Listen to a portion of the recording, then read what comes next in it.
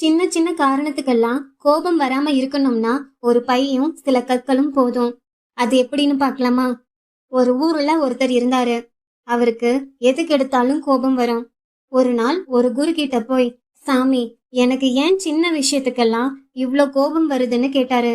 அதற்கு குரு ஒரு பெரிய பைய கொடுத்து, நாளைக்கு உனக்கு எப்பெல்லாம் கோபம் வருதோ அப்போ ஒரு கல்லை எடுத்து இந்த பையில போட்டுக்கோ.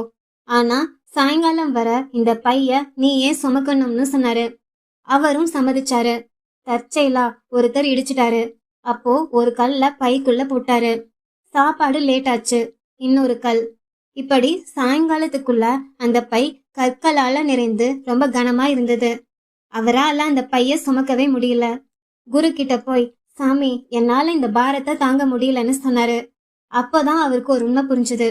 அது என்னன்னா, அந்த பையில இருந்த ஒவ்வொரு கல்லையும் அவரே தான் எடுத்து போட்டாரு. வேற யாரும் போடல. இப்ப குரு கிட்ட, சாமி, இப்ப நான் என்ன பண்ணணும்னு கேட்க, அதற்கு குரு, ஒவ்வொரு கல்லையும் பையில போடுறதுக்கு முன்னாடி ஒரு நிமிஷம் இல்ல. இது நான் சுமக்க வேண்டிய அளவுக்கு பெரிய விஷயமான உன்னையே கேட்டுக்கோ. பதில் இல்லைன்னு வரும்போது அவர் அந்த கல்ல அங்கேயே போட்டுட்டு நகர ஆரம்பிச்சாரு. அதுக்கப்புறம் அவரோட மனசு அந்த பைய விட ரொம்ப லேசாயிடுச்சு.